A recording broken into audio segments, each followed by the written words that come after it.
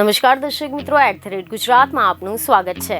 લોકસભાની ચૂંટણીને લઈને રાજકીય ગતિવિધિઓ તેજ થઈ ગઈ છે, જેમાં પણ જો આપણે ભાજપની વાત કરીએ તો આ દિવસોમાં તો ભાજપ પણ કેન્દ્રમાં ત્રીજી વખત મોદી સરકાર બનાવવા માટે જોરો શોરોથી તૈયારીઓમાં વ્યસ્ત છે। ફરી એકવાર પોતાના સૌથી મોટા નેતા નરેન્દ્ર મોદીના નામ પર મેદાનમાં ઉતરી ગઈ છે અને મોદીની આ લહેરમાં નૈયા પાર કરવા માટે ભાજપના અનેક નેતાઓએ ટિકિટની માંગણી કરી છે। પાર્ટી કોને ટિકિટ આપે છે તેના પર સૌ કોઈની નજર છે, પરંતુ ભાજપે પણ લોકસભાની ચૂંટણીમાં ટિકિટ માટે કેટલીક કડક જોગવાઈઓ કરી છે, કેટલાક માપદંડો નક્કી કર્યા છે અને આ માપદંડોમાં જે પણ ફિટ બેસશે તેને પાર્ટી લોકસભામાં મેન્ડેટ આપશે।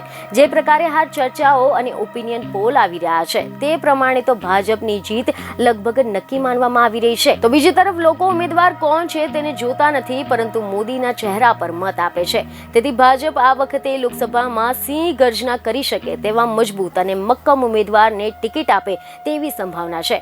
ભાજપ આ વખતે શિક્ષિત અને હોશિયાર ચહેરાઓને ચાન્સ આપવા માંગે છે અને આની સાથે યુવાઓને પણ વધુ પ્રાધાન્ય આપવા માંગે છે।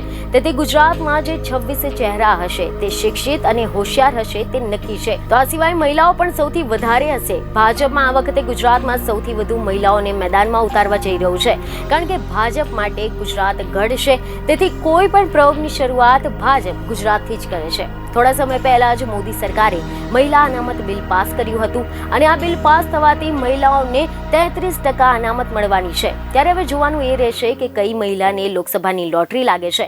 તમે જણાવી દઈએ કે મીડિયા સૂત્રો અનુસાર ગાંધીનગરથી અમિત શાહનું નામ નક્કી છે, તો વારાણસીથી પ્રધાનમંત્રી મોદી સતત ત્રીજી વખત મેદાનમાં ઉતરવાના છે। તો આ સિવાય નવસારીથી પ્રદેશ ભાજપ પ્રમુખ CR પાટીલનું નામ પણ ફાઇનલ માનવામાં આવી રહ્યું છે। ગાંધીનગર અને નવસારી સિવાય જે 24 બેઠકો છે તેમાં ભાજપનું પાર્લામેન્ટરી બોર્ડ કોના પર અંતિમ મોહર મારે છે તે હવે જોવાનું રહેશે। બીજને ખબરો સાથે ફરી મળીશું। ધન્યવાદ।